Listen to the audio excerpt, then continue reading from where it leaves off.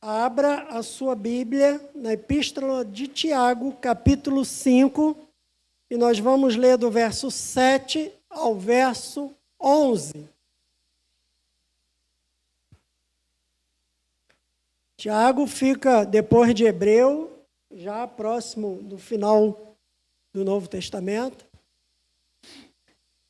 E diz assim a palavra do Senhor: Sede, pois, irmãos, pacientes, até a vinda do Senhor. Eis que o lavrador aguarda com paciência o precioso fruto da terra, até receber as primeiras e as últimas chuvas. Sede vós também pacientes e fortalecei o vosso coração, pois a vinda do Senhor está próxima. Irmãos, não vos queixeis uns dos outros, para não serdes julgados. Eis que o juiz está às portas. Irmãos, tomai por modelo no sofrimento e na paciência os profetas, os quais falaram em nome do Senhor. Eis que temos por felizes os que perseveraram firmes. Tendes ouvidos da paciência de Jó, e viste que fim o Senhor lhe deu, porque o Senhor é cheio de terna misericórdia e compassivo. Que Deus possa abençoar a leitura da sua santa palavra, né? Já foi orado por mim, já foi orado pela mensagem, então eu não vou orar novamente. Mas não feche a sua Bíblia. Deixe a sua Bíblia aberta em Tiago, capítulo 5. Não feche, para que você possa acompanhar a mensagem. O verso 7 que nós lemos diz assim: Sede, pois, irmãos, pacientes até a vinda do Senhor. Nesse texto que foi lido, nós podemos dizer que a palavra de ordem aqui é paciência, é perseverança. Portanto que Tiago, ele faz menção, ele faz referência a essa palavra 5 vezes no texto que a gente leu. No verso 7, a palavra paciência, ela tem 2 vezes, ela se encontra 2 vezes. No verso 8, uma vez. No verso 10, mais uma vez. E no verso 11, mais uma vez. Ou seja, a palavra de ordem aqui é paciência, é perseverança. E Tiago, ele faz menção 5 vezes dessa palavra. Ele nos chama, ele nos convida a sermos pacientes, a sermos perseverantes. E aí, na continuação do versículo, diz assim: até a vinda do Senhor. Seja paciente, seja perseverante, até a vinda do Senhor. Eu sei que não é fácil, e não é fácil mesmo. Mas seja perseverante, seja paciente, até que o Senhor se faça presente em nosso meio. Até que o Senhor esteja conosco. Quando diz, até a vinda do Senhor, porque Ele prometeu e Ele vai voltar para nos buscar. Você crê nisso?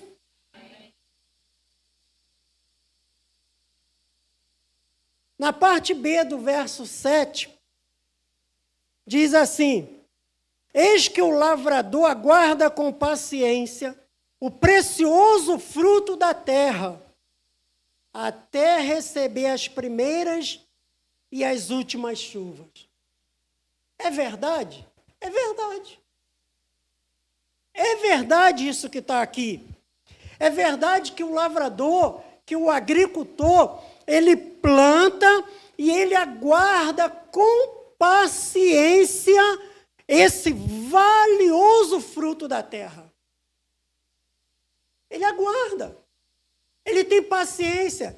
E diz o texto que ele aguarda até receber as primeiras e as últimas chuvas.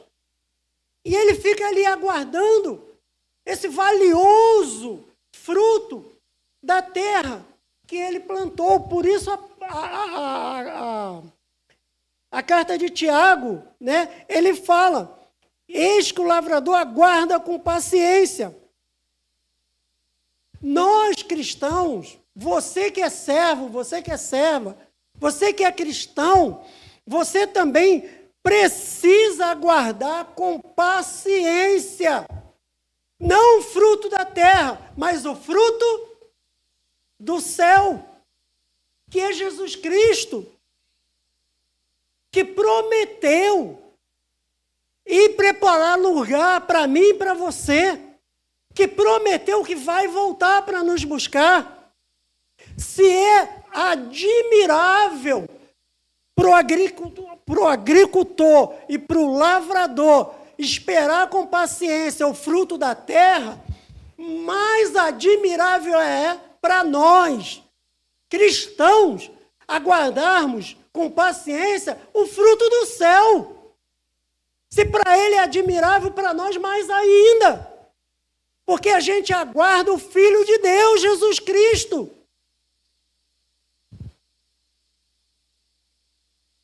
Aguarde com paciência, com perseverança, esse fruto. Aquele que veio, que é Jesus Cristo, aquele que veio a primeira vez, que morreu na cruz por mim e por você, e que prometeu que vai voltar.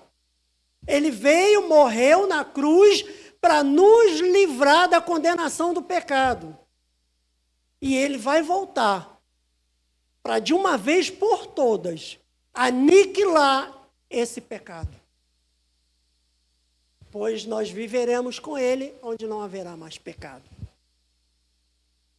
Mas você tem que crer nisso. Você tem que confiar.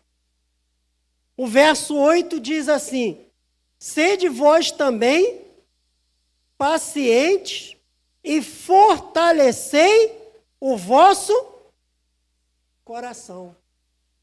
Sede vós também pacientes e fortalecei o vosso coração. Fortaleça o vosso coração. Aí nós vamos abrir lá na carta de Tito, que é um pouquinho mais atrás aí.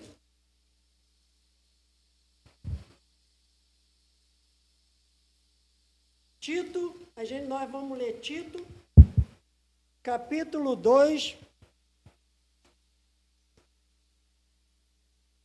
verso 13, que diz assim, Tito, capítulo 2, verso 13, aguardando a bendita esperança e a manifestação da glória do nosso grande Deus e Salvador, Jesus Cristo.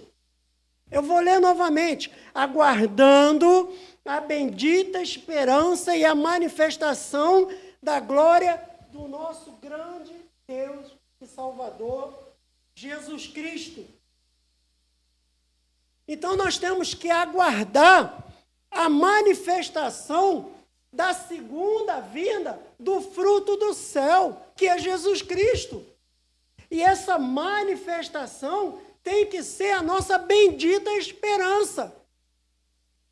Se não for a sua bendita esperança, aguardar com paciência a vinda desse fruto, que é Jesus Cristo, alguma coisa está errada em você. Porque a gente tem que aguardar. É a nossa bendita esperança. Precisamos aguardar o tempo certo, quando Cristo virá cumprir a sua promessa. A gente tem que aguardar. E ele vai voltar para cumprir com essa promessa. Você crê nisso?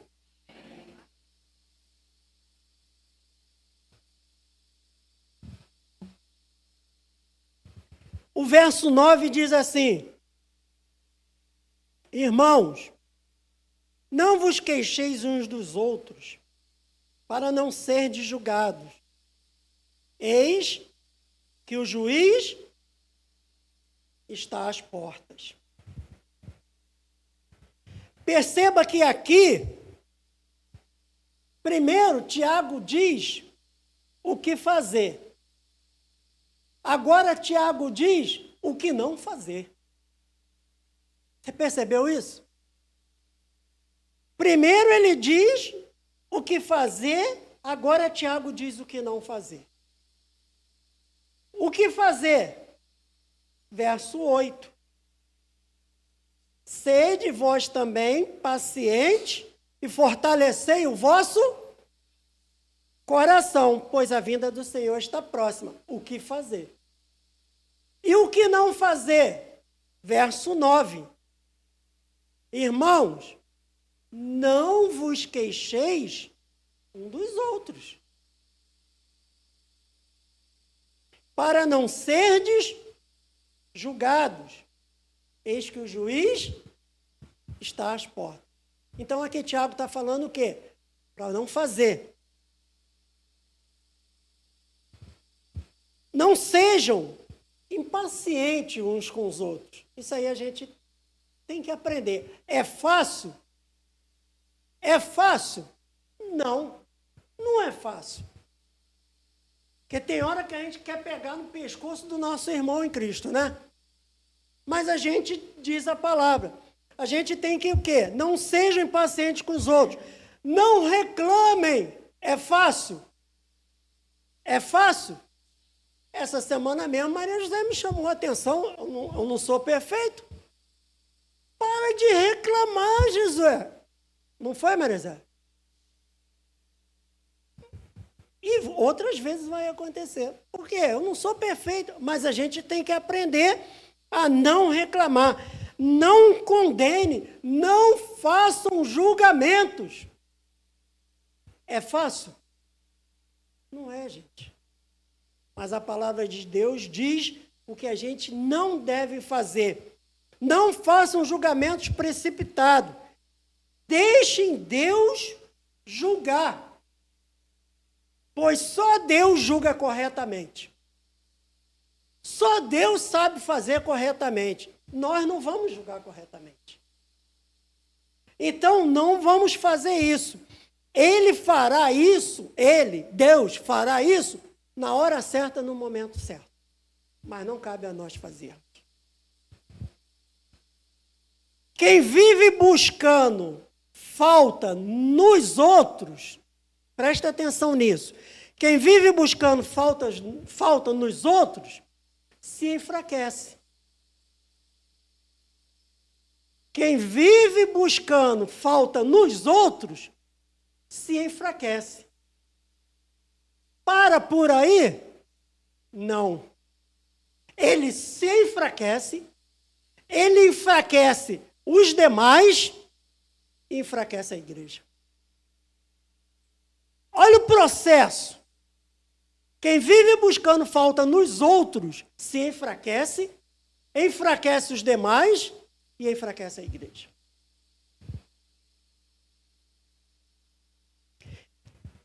Isso vai gerar o quê dentro da igreja? Desunião. Gera desunião, enfraquece o coração e nos faz perder o foco. Por isso que muitas das vezes a igreja perde o foco. Por causa dessas coisas. E aí perde o foco. Enquanto a palavra de Deus diz, fortaleça o seu coração. Não é para enfraquecer o seu coração, é para fortalecer. A gente não leu aqui? Que a gente tem que fortalecer o nosso coração? Fortaleça o seu coração. Mas, presbítero Josué, como eu faço isso? Como eu faço isso? Revele compreensão. Revele apoio. Viva em união e em amor. Simples assim. É fácil? Não é. Mas é difícil? Não, senão não estaria na Bíblia.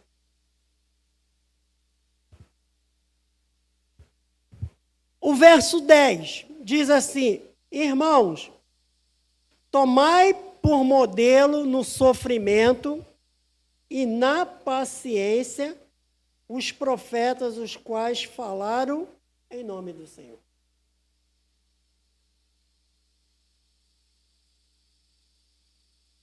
Ele nos chama a atenção que a gente deve tomar por modelo, como referência. Quem? No sofrimento e na paciência, os profetas. Qual profeta? Do passado. Que fizeram o quê? Os quais falaram em nome do Senhor. Vejam como foram pacientes e foram perseverantes aqueles que falaram em nome do Senhor no passado. Vejam como foram pacientes e perseverantes aqueles que falaram em nome do Senhor no passado. Até a sua vida eles deram em nome de Jesus, morreram em nome de Jesus. Foram pacientes e a gente tem que tomar como modelo a vida desses homens. É fácil? Se fôssemos colocados em prova aqui agora, como o Gessé sempre fala isso, o que nós faríamos?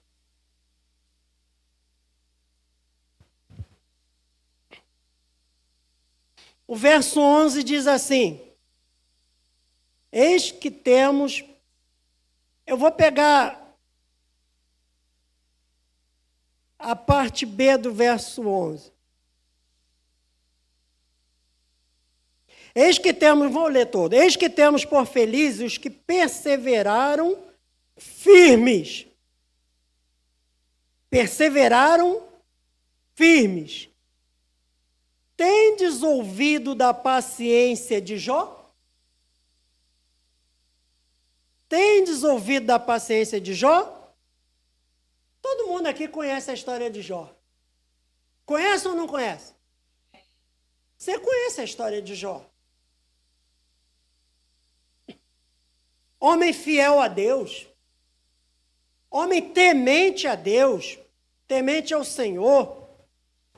Que era muito rico na sua época, mas que perdeu toda a sua riqueza.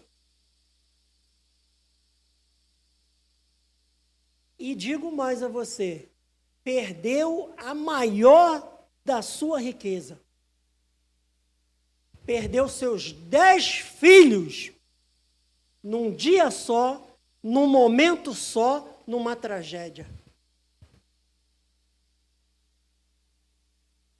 Perdeu seus 10 filhos num dia só, num momento só, numa tragédia. Mas ainda assim,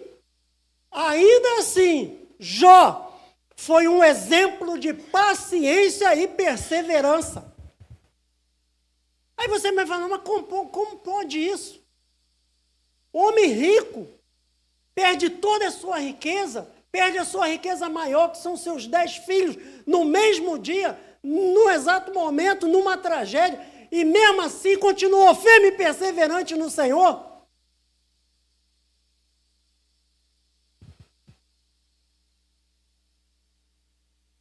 E aí a parte final do verso 11 vai dizer assim: e vistes que fim o Senhor lhe deu? Aí é maravilhoso. E vistes que fim o Senhor lhe deu? Em outras palavras, tudo acabou bem. Tudo acabou bem.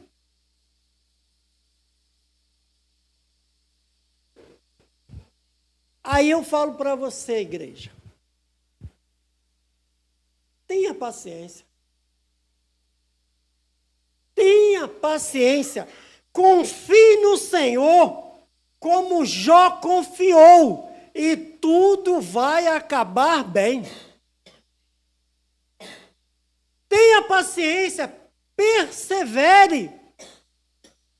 Confie, como Jó confiou, e tudo vai acabar bem. Deus vai cumprir a sua promessa. Ele vai transformar sua tristeza em alegria, seu choro em sorriso. Mas para isso, tenha paciência, confie no Senhor e seja perseverante. Se você também não fizer isso, vai ficar difícil. Aí aprenda uma coisa. Faça a sua parte e Deus fará a dele. Faça a sua parte e Deus fará a dele. Aprenda uma coisa nessa noite. O tempo de Deus pode não ser o nosso tempo. Como muitas das vezes não é, na maioria das vezes, o tempo de Deus não é o nosso tempo. Os pensamentos de Deus não são os nossos pensamentos. Os caminhos de Deus não são os nossos caminhos.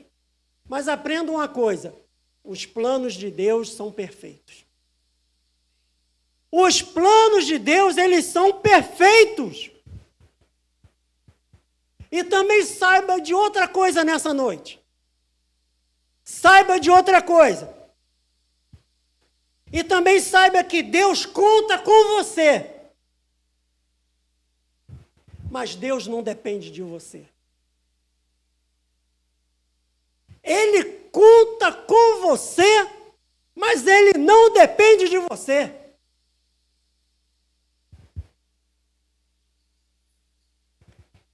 E também tem outro ponto. E eu queria que você prestasse atenção, porque é um momento que a gente está vivendo. E também tem outro ponto. Ele não precisa de muitos para realizar a sua obra. Ele não precisa de muitos para realizar a sua obra.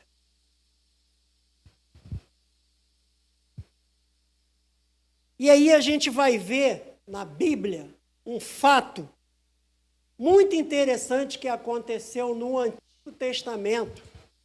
E nós vamos ver, porque é prova bíblica, nós vamos ver que Deus não precisa de muitos para realizar a sua obra. Aconteceu com o rei Saul e seu filho Jonatas, príncipe Jonatas e o rei Saul. E aí eu vou convidar você a abrir a sua Bíblia, lá em 1 Samuel,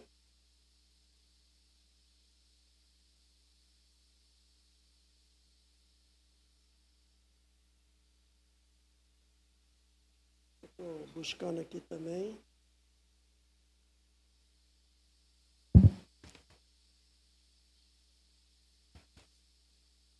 Primeira Samuel, abra a sua Bíblia no capítulo 13. Essa história ela está registrada no capítulo 13 e capítulo 14. Mas você vai abrir primeiro no capítulo 13.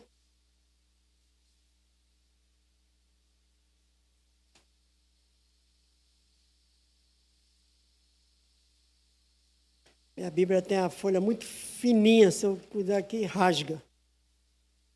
Passar rápido, rasga. 1 Samuel, capítulo 13, você já abriu? Então a gente vai ver aqui esse fato muito interessante.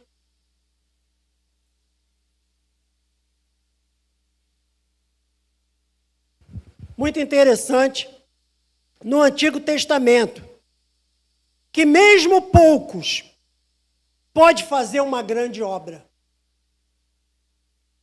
Isso tem a ver com a igreja de centenário? Tem a ver conosco? mesmo poucos, pode fazer uma grande obra. Então, você que abriu a sua Bíblia, lá em 1 Samuel capítulo 13, nós vamos ler o verso 5. E diz assim: reuniram-se os filisteus para pelejar contra Israel. 30.000 carros e 6.000 cavaleiros. E o povo em multidão, como a areia que está à beira do mar. E povo em multidão, como a areia que está à beira do mar. Os filisteus. Isso aqui era o exército dos filisteus que estava se preparando para guerrear com o povo de Israel. Gente, era um exército enorme, grandioso. Aí diz assim o verso 6.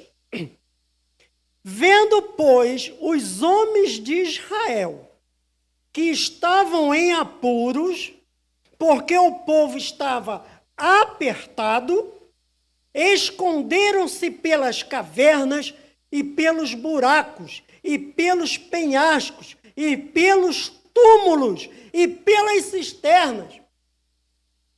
Era desproporcional aquela guerra.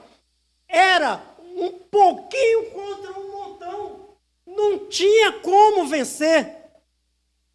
O povo entrou em pânico, o povo de Israel, o povo de Deus. Eles ficaram desesperados, ao ponto de irem se esconderem até em túmulos. Até em túmulos eles foram se esconder. Diz aqui, ó, o povo estava em apuro, estava apertado, esconderam-se pelas cavernas, pelos buracos, pelos penhascos, pelos túmulos, pelas cisternas. Eles ficaram com medo, eles ficaram desesperados. Não tem como. É desproporcional o número. Era um exército enorme dos filisteus.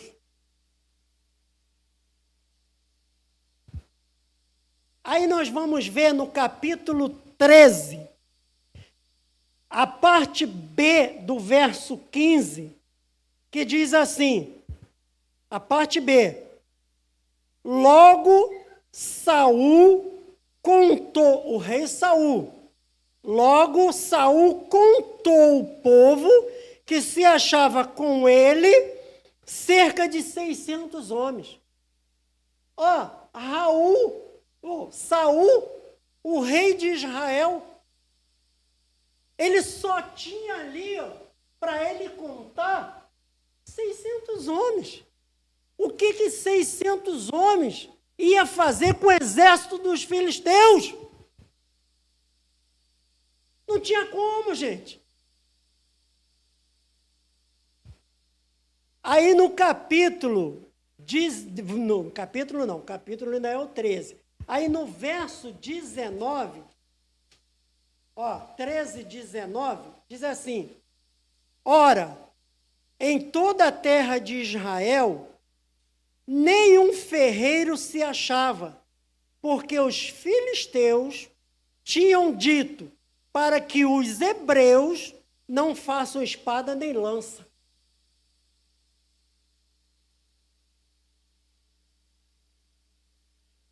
Sabe o que isso aqui quer dizer? Eles não tinham arma. O povo de Israel não tinha arma. Só dois tinha: Saul e o príncipe Jonatas. Cada um tinha uma espada. Só os dois tinham. O restante ninguém tinha. E o povo lá dos filisteus, além de ser um exército grandioso, estava todo mundo armado, e com as armas da época, é claro, mas estava todo mundo armado. Olha que situação. Mas diante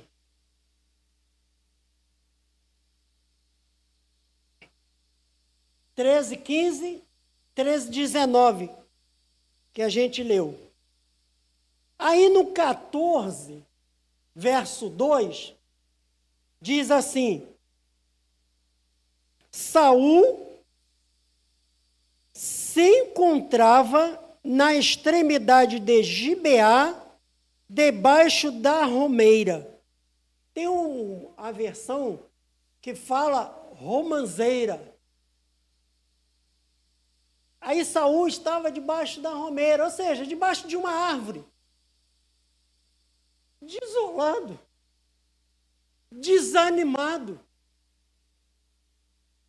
Não confiava. Estava com medo. Assim como os seus homens também estavam com medo. Portanto, foi todo mundo se esconder. Como sair de uma situação dessa? O próprio rei com medo, desolado debaixo de uma árvore. Os seus homens também. É aí que entra em ação Jonatas, filho do rei, entra em ação. E aí diz no verso 14, verso 6 e verso 7, diz assim: Disse, pois, Jonatas ao seu escudeiro: Vem, passemos a guarnição desses incircuncisos, desses incrédulos, desses pagãos. Porventura o Senhor nos ajudará nisto, porque para o Senhor nenhum impedimento há de livrar com muitos ou com poucos. Verso 7, então o seu escudeiro lhe disse: Faze tudo segundo inclinar o teu coração. Eis-me aqui contigo. A tua disposição será a minha.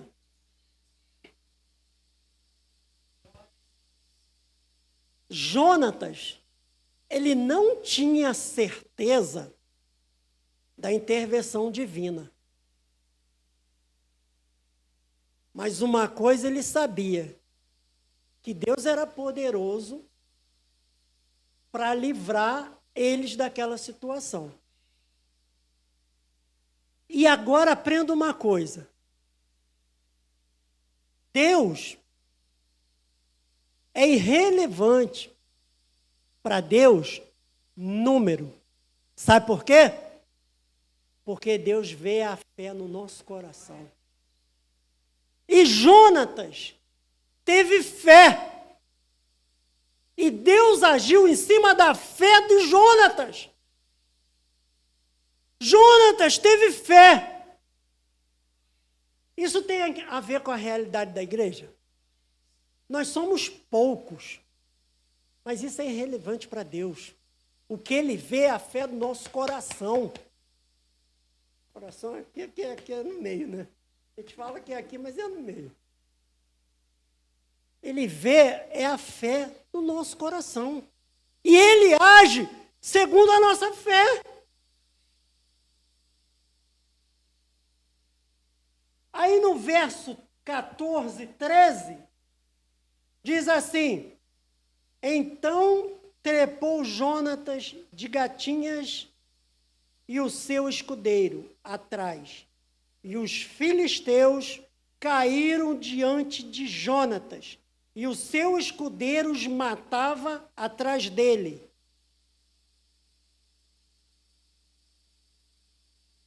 Olha que coisa maravilhosa. Aí o verso 15 diz assim: Houve grande espanto no arraial, no campo e em todo o povo. Também a mesma guarnição e os saqueadores tremeram, e até a terra se estremeceu, e tudo passou a ser um terror diante de Deus. Quem foi que livrou Israel da mão dos filisteus?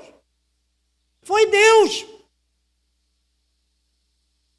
Foi Deus, através da fé de Jonatas, mas foi Deus.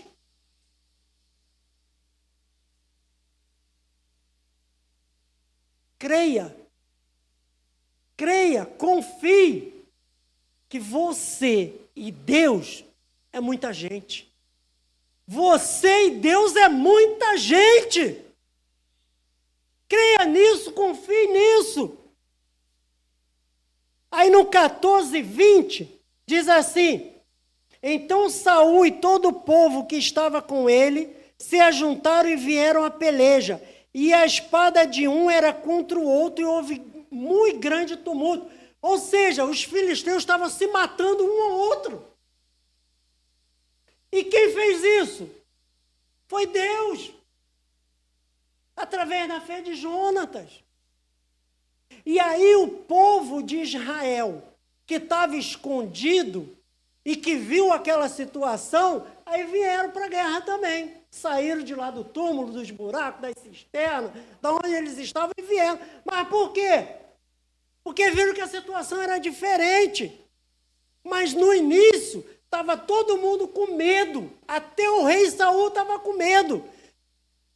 E só Jonatas e o escudeiro colocou a fé em prática. Aí maravilhoso é o verso 22 e 23. Ouvindo, pois, todos os homens de Israel que se esconderam pela região, todo o povo de Israel que se esconderam pela região montanhosa de Efraim, que os filisteus fugiram, eles também os perseguiram de perto na peleja. Assim livrou o Senhor a Israel naquele dia, e a batalha passou além de Bet-Aven. Querido, para Deus o número é irrelevante. O que Ele vê é a fé no nosso coração. Porque poucos podem fazer uma grande obra. Você crê que nós que somos poucos podemos fazer uma grande obra? Amém. Você crê nisso? Amém. Você confia em Deus? Amém. Então eu vou dizer uma coisa para você. Não desista. Persevere. Seja paciente. Mas o que a gente vê é uns desanimados, querendo desistir. Aí a gente vê, não confia, não acredita na promessa.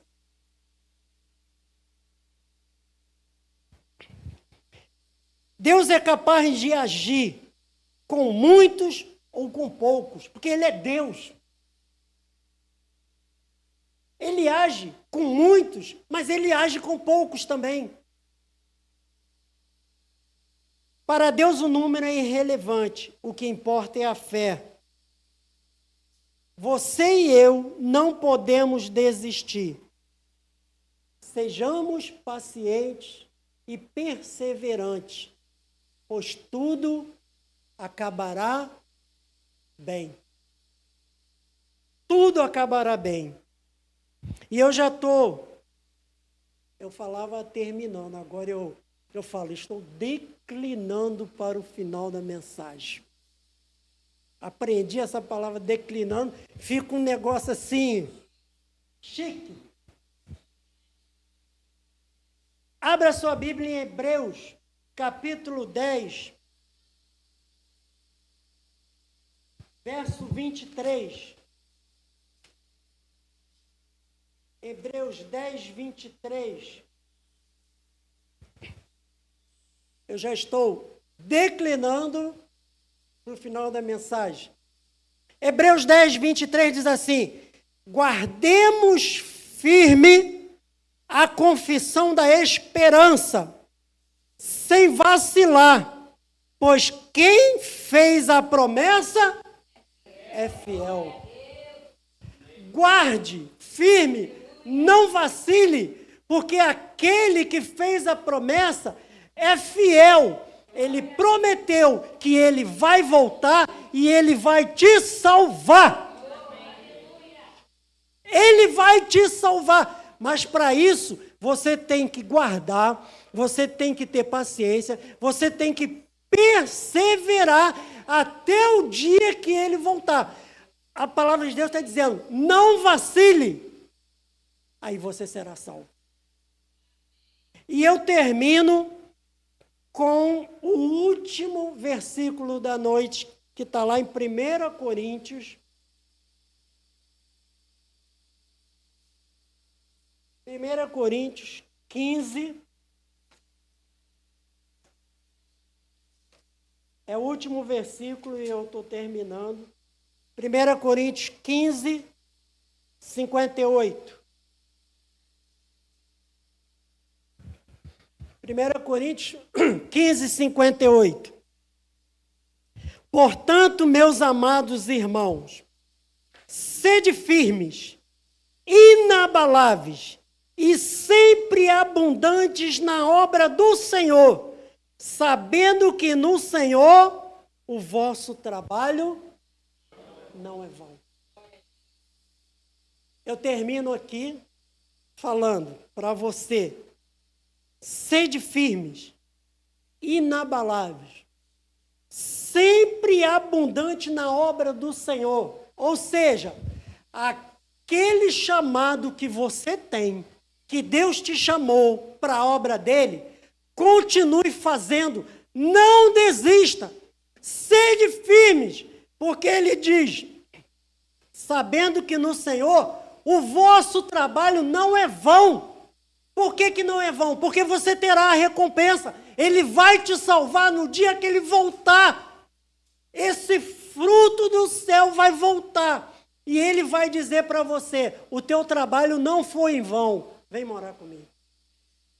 Entra. Eu vim te buscar. O seu trabalho não é em vão. Fique firme. E que Deus lhe abençoe em nome de Jesus.